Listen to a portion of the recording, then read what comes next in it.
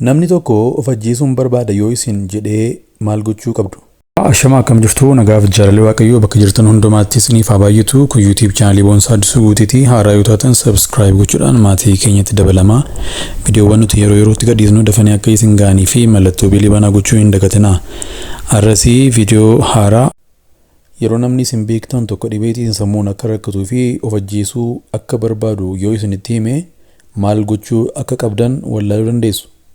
Dhaabbata gargaarsa fayyaa sammuu Samaaritaansitti tola ooltuu kan taate Alex Dodd waa'ee akkanaa irratti maal gochuu akka qabnu himtee jirti. Rakkoo isaanii furuu hin dandeessu. Waan isaan keessa jiranis hin beektu jetti. Ta'us garuu yoo namni tokko yaada of ajjeesuu akka qabu yoo isinitti hime yeroo hundaa xiyyeeffannoon dhaggeeffadhuun bakka isaan itti ifatti haasoof jabina qabaatanitti fi akka deeggarsa qabaatanitti itti dhaga'amu isaaniif uumuun barbaachisaa akka ta'e ni dubbatti. Ifatti waan itti dhaga'amu haasa'uu jalqabuutu namoota hedduutti cima. Keessumaa miseensa maatii yeroo ta'u wanta cimaa akka ta'e wanta cimaa ta'e keessaa isa tokkodha. Ta'us garuu isaan ifatti haasa'uu barbaadu. Waan biraa yaaduu hin danda'ani. Jalqaba irratti ati tasgabbaa'uun kee waan gaariidha. Haala isaan itti haasa'anii uumuu fi wantoota akka ati itti murteessaa jirtu fakkeessan irratti gaaffii hin gaafatin. Gaaffilee akka maatii keetti maaltu dhaga'ama? Yoo ati duute maaltu itti dhaga'ama? jedhan gaafachuun akka ati itti murteessaa jirtutti itti dhaga'amuu danda'a. Yoo itti murteessite haasa'uu dhaabanii lammata deebi'anii ifatti sitti haasa'ani. Kanarra gaaffii waliigalaa gaafadhu.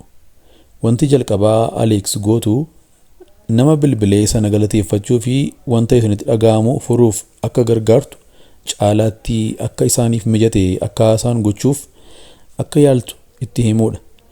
Gaaffileen waliigalaa namni tokko ifatti akka haasoof gochuuf gargaaran gaariidha. Gaaffileen akka maaliif kun akkasitti dhaga'ame caalaatti natti himtaa?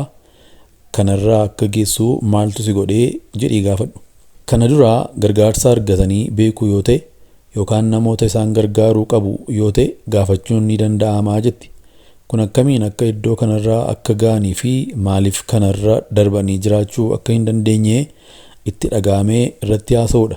Ta'us garuu yeroo hundaa gaaffii qofa hin gaafatin.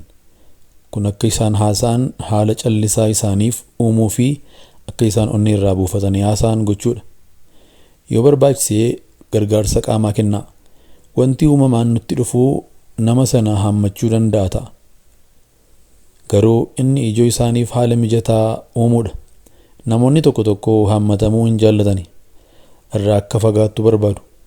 Garuu yoo nama itti siqxan ta'ee fi isaan hammachuun yookaan harka qabuun akka isaan gargaaru beektu ta'e harka isaan qabuu hin sodaatinaa. Gara gargaarsa dabalataa itti argachuu danda'anitti isaan qajeelchi. Aleeksi wantoota isaan gochuu danda'an kan akka ogeessa fayyaa haasofsiisuu irratti gorsa kennuun akka gaarii ta'e himti. Garuu namni sun rakkoo hatattamaa keessa waan jiran yoo isinitti fakkaate poolisii waami. Dhumarratti gargaarsa dabalataa argachuuf tarkaanfii fudhachuun murtii abbichaa akka ta'e himti. Ta'us garuu ifatti haasa'uun isaanii gargaarsa akka barbaadanii fi rakkoo isaanii furuu akka barbaadan agarsiisa. Miirri wantoota yeroof turuudha.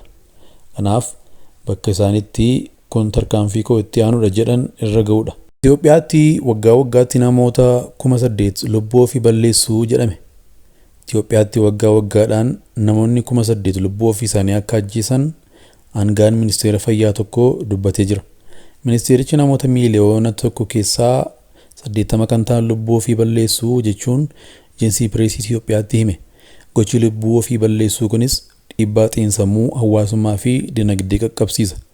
Ministeerri Eegumsa Fayyaatti sagantaa fayyaa sammuu kan dursan Dr. Darajjii Asaffaa miidiyichatti akka himanitti miseensi maatii tokko of ajjeesuun jiru hawaasummaa isaanii jeeqa.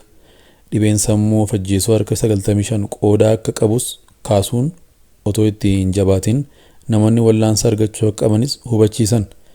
Namoonni biyyaaf bu'aa buusan of ajjeesuun qabeenya mancaasuun olitti. Maatii keessattis ta'ee raafama dinagdee biyyaa keessatti akka uumamu heeran. Qorannoowwan idil-addunyaa akka agarsiisanitti Itoophiyaatti namoonni miiliyoona tokko keessaa namoonni 80 ta'an of ajjeesuu jedhan Dr. Darajjeen.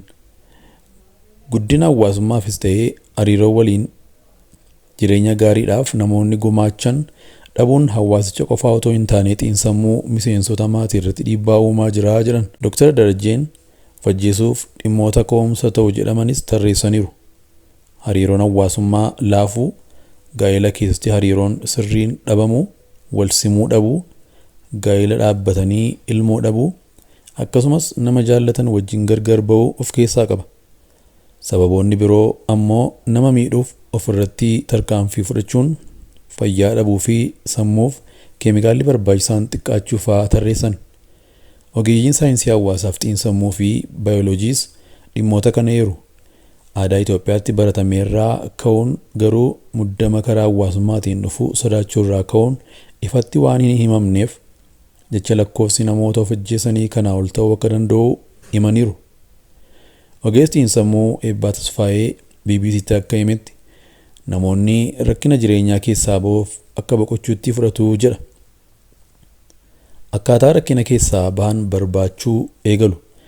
Karaa kanaan rakkoo kana keessaa bahuun danda'a jedhanii yaadni yoo isaanii dhufuudhaa baatee lubbuu balleessuun boqochuudha jedhanii yaadu.